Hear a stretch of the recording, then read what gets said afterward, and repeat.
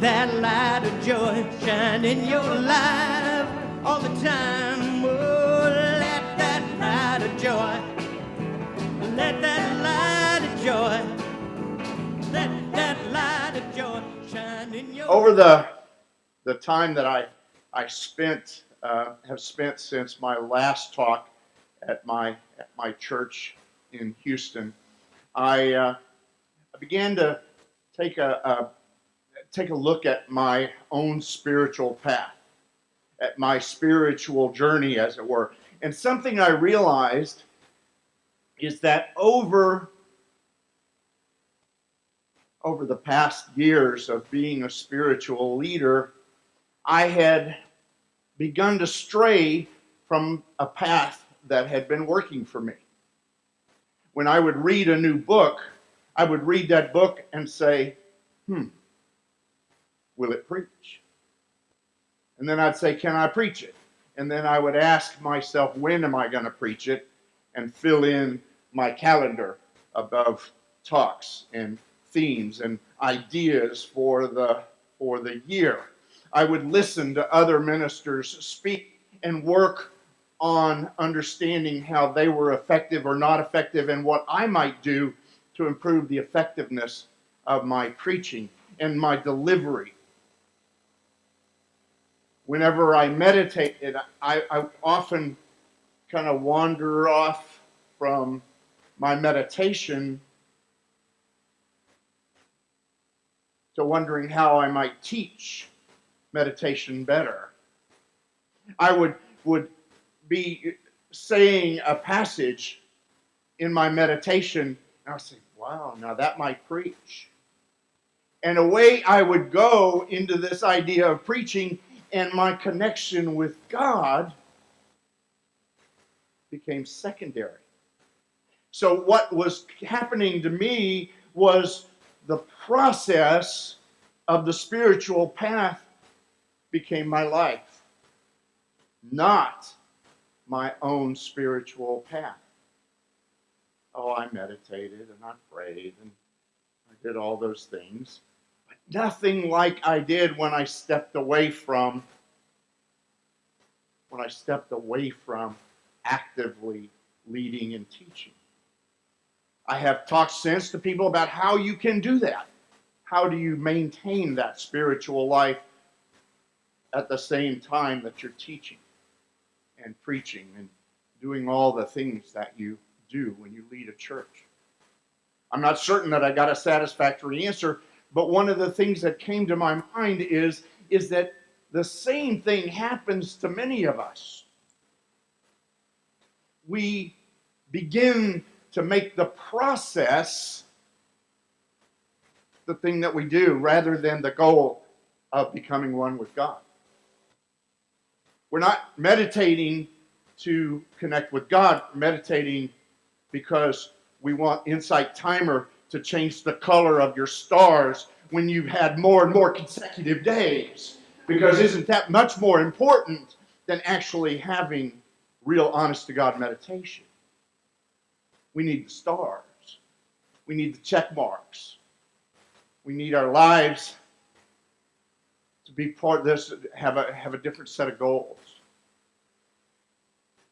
So peeling the onion is a metaphor. We're not really here to talk about peeling an onion. We're here to talk about the metaphor that says that as we peel away the layers of our personality, we reach a true self. And I've shared before that my fear when somebody told me about this when I began in 12-step is that I would peel away the layers of the onion and nothing would be there. Because who am I if I'm not a helicopter pilot? Frankly, I left flying for about 20 years. And after 10 years, I could talk to you for 10 minutes without letting you know I was a helicopter pilot. And then I flew again for 5 years, and I still haven't gotten past that yet. It's just important. It's who and I say, well, that's who I am. Well, that's not at all who I am. It's what I did for a living for 20 years of my life. So peeling away the layers of the onion, And the one part of that metaphor is the first layer is easy. You know, the first thing is just say, I'm not who I think I am. We just peel that layer away. Then we begin to do more. And some of us stop, because what happens when you peel an onion? You cry. You cry. And these are our onion peeling glasses. And I bought some. I was going to bring them here today, but I tried them yesterday, and they don't work. At least the ones I bought for $9.99 from Amazon didn't work. So I cried anyway. But it is a reason that we avoid some of that self-searching that says, what's between me and my true self? And we avoid it. But like all metaphors, people begin to use the metaphor in every kind of situation. I went out on the internet. This is one example. We're looking at the outside as human commonality, and this idea is human commonalities, and we go all the way inside to our internalized values. And frankly, I think this one is a whole lot of gobbledygook that doesn't work very well for me and the metaphor, but it was free and in terms of graphics, and I didn't have to pay for it. And since I'm just here as a guest, I didn't want to get Gary and the church in trouble using non-copyright or copyrighted material. So anyway, that's the reason I use this one.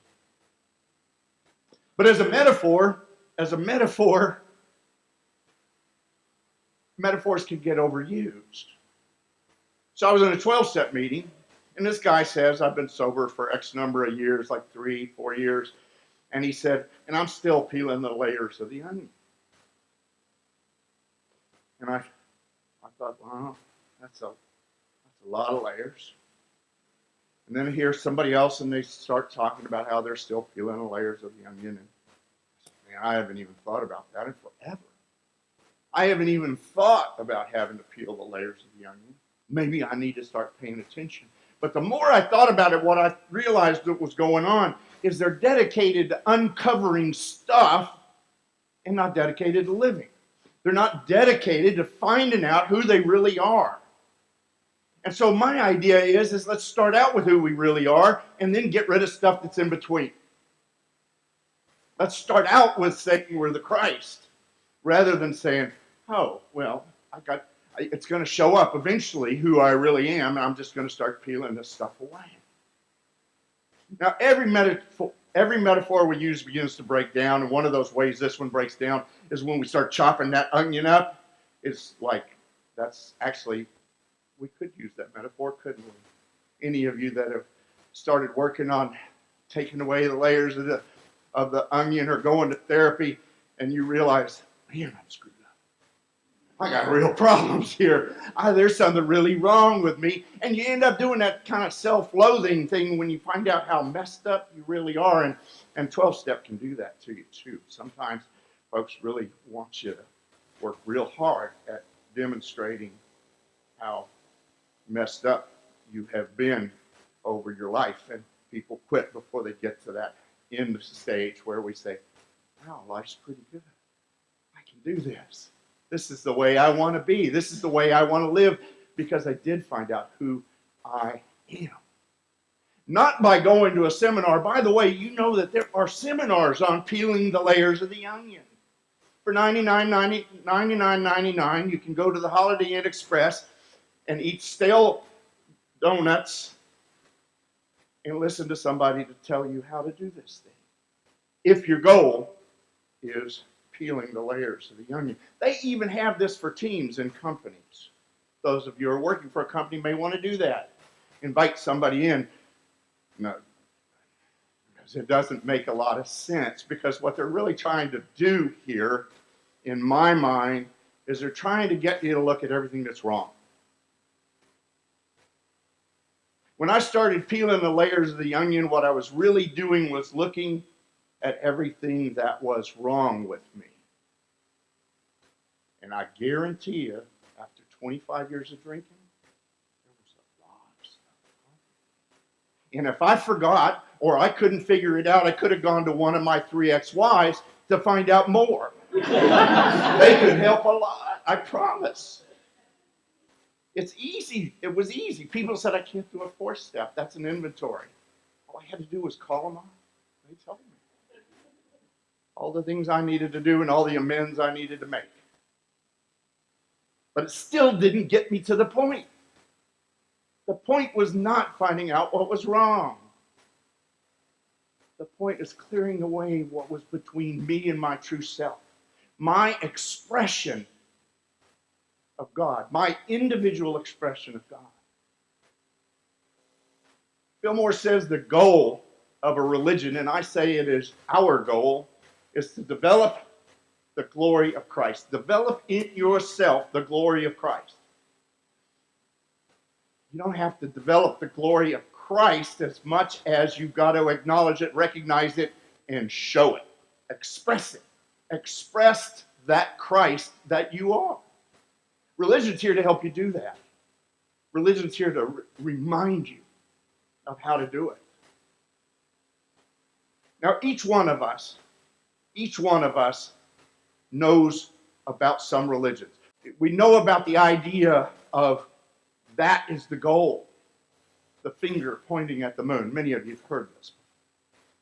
But what happens to us is we focus on the finger.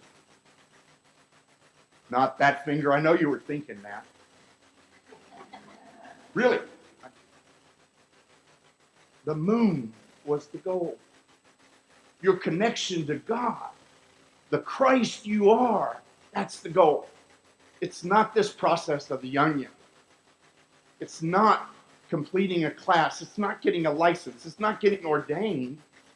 It is living and expressing the goal. Each one of us has masks. The term personality comes from the Greek, the masks. These masks, each one of us use them. I call it the homemade self. Charles Fillmore calls it the personality. And that is the part of you that you carry around with you because you developed it yourself. When you heard your preachers, teachers, and parents talk to you, or you thought, like my father, could bring a table to tears with a look. My father never raised his voice. But you knew how to behave based upon his look. And so you develop a way of being around my father. You develop the mask around my father. Each one of us develop masks that we use in school. We develop our parent masks, our teacher masks, our job masks. They're all masks that we wear. They change. They change depending on where you are. They change depending upon your age. And they also are between you and your true self. Because your true self is what Fillmore calls your individuality. And that is your individualized expression of God. That individual expression of God that you are. That you probably never knew since you were about 3. Somewhere around 2 or 3, our parents began teaching us how to be something else. Something other than who we truly are. We get to use those masks, and sometimes we have to use them. There are certain jobs that require us to have a mask. There are certain jobs or certain times in our lives where we use those. And for some of us, we have to hold on to them because it's the only thing that keeps us sane. If you've ever had the experience of certain kinds of traumatic injury, we use masks. We use masks. I'm in a group of folks who deal with PTSD. And to tell people, it's interesting because sometimes a therapist will say, you got to stop hiding these things. And my response is what if that's the only way you can survive? You know if you know what it is, and you know you're using it, then we're beginning to make progress. And I'll give you an example, a personal example. It took me 38 years to sit in a restaurant with my back to the entrance. 38 years to sit in a restaurant. That was protective for some reason. I knew it for the last 20 years. I knew that's what I was doing. And to this day, my wife Bobby will walk into a restaurant and she'll start to sit in a chair that isn't in a corner where I can be on guard. But you see, I needed it for a while. I needed that mask, that activity, that action. I needed that for a while. And I don't know, it's been 3 or 4 years since I've had to do that. And it was freeing for me to let go of that piece of me that had to sit that way, that had to be in constant guard. A lot of people in this room will be peeling back the layers of the onion and seeing behaviors that they do and say, I can't stop that. And that's okay. It's okay because we know it's going on and we'll let it go. Okay? Because that true self is what's important, but we can get there even with the use of our masks sometimes. Number one way to relate to that true self is in meditation. And I don't care what your insight timer record is. It's not that important. What's important is that we spend time every day trying to be in touch with that true self. You may begin with the idea that it's God outside of yourself. Soon you will begin to discover that it's God within. That which we call the Christ. Have you ever noticed that all these meditation pictures are always on a beach? Sunrise, sunset, it's all always that way. Or you're sitting in the mountains, everybody. And sometimes I get the idea that that's the reason that we have to use guided meditations, because we got to be guided away from whatever it is that we're sitting in, the place that we are. Emily Cady tells us, says, when you start having a whole lot of problems, when you have issues in your life, maybe the thing you need to do is to go read a little bit from the Nazarene. For those of you that don't know, that's Jesus. And I would add to that a little bit from the Bhagavad Gita, from any other mystical source. That's people that have connected to God. And she says, after you've done your reading, spend some time in meditation. Because the reading pulls you into not the view. Oh, that's back there. Not the view, because that ain't it. We can meditate any place that we are. We can meditate on the porch. It's pretty cool to be able to meditate and rock your dog at the same time. I like that idea. What about when you're washing dishes? Brother Lawrence said scrubbing the floors. He felt closer to God than when he was in the chapel with his brothers. We can scrub the floors. We can wash dishes. We can be with God wherever we are. We don't have to wait. You can be with God when you're making lunch for your kids or for yourself. You can be with God in a crowd. You ever learn about doing a mantra? You can remind yourself of God every day, all day, no matter what. No matter what. And that is the goal. Not to memorize the mantra, not to memorize passages from the Bhagavad Gita, not to meditate and gain your insight timer points. It's all about connecting to your true self. That's our goal. That's why we're here, and that's what we're here to do. So that's why we meditate.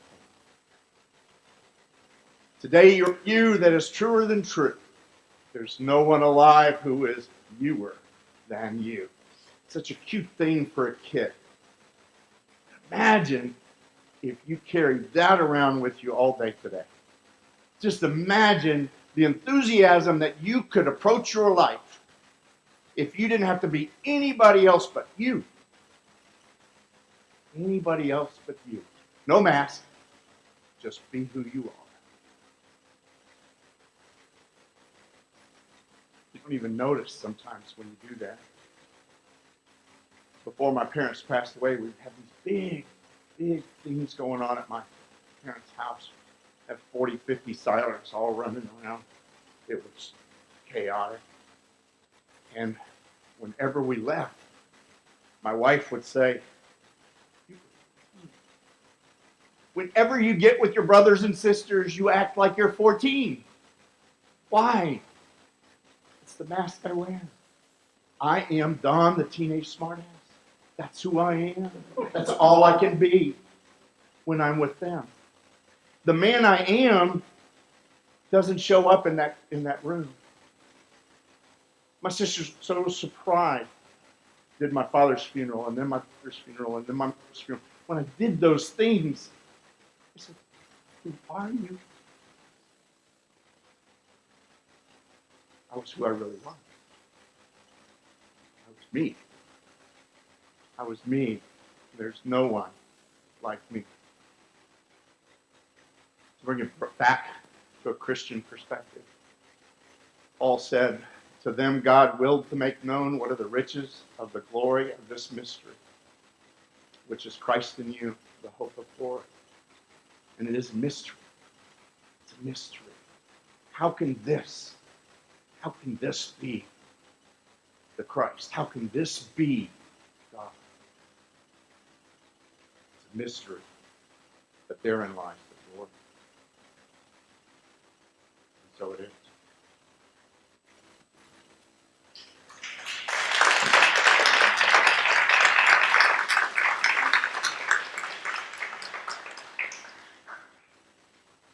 So I was looking back through daily words, and I found a daily word from 1961. And this is a poem written by Frank Whitney, who was the first editor of the Daily Word, and he was the author from the very beginning, or the editor from the very beginning of Daily Word for about 20 years. So what I want you to do, close your eyes if you're comfortable, and just breathe. We're not going to breathe. We're just going to breathe.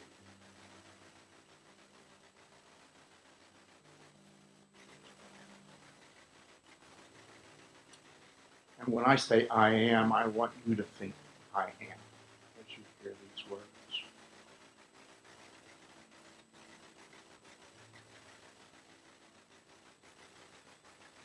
I am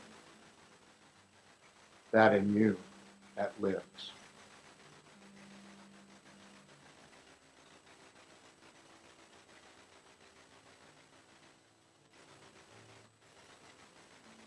I am that in you that moves.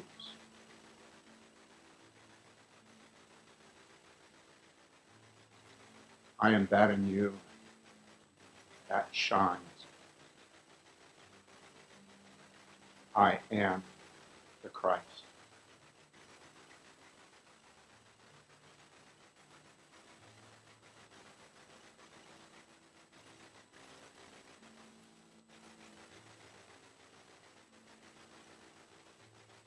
I'm that in you. That's lovely.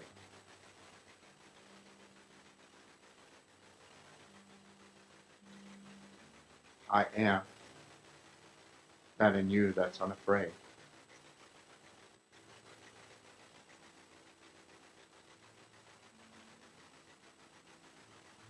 I am that in you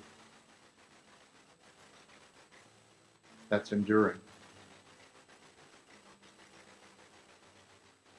I am the Christ.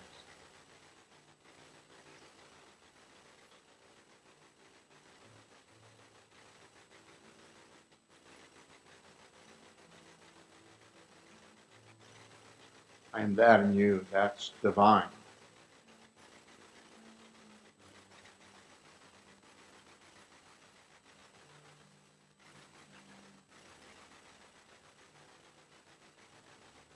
I am that in you that's holy.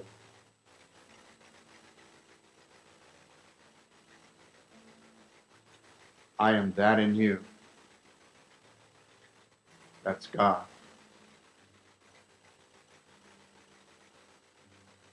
I am the Christ.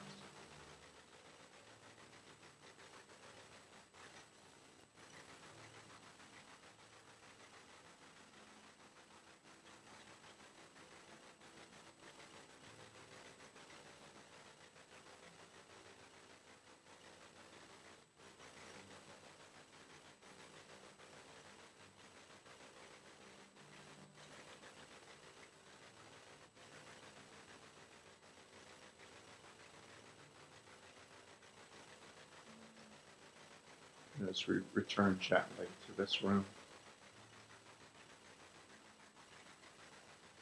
join me in the affirmation.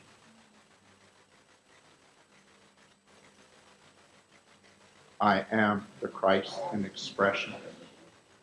Nothing can disturb the calm peace of my soul. Let's say that one more time. I am the Christ in expression. Nothing can disturb the calm peace of my soul. Amen. Step out on the water, release your faith. Every step is stronger. Step out on the water.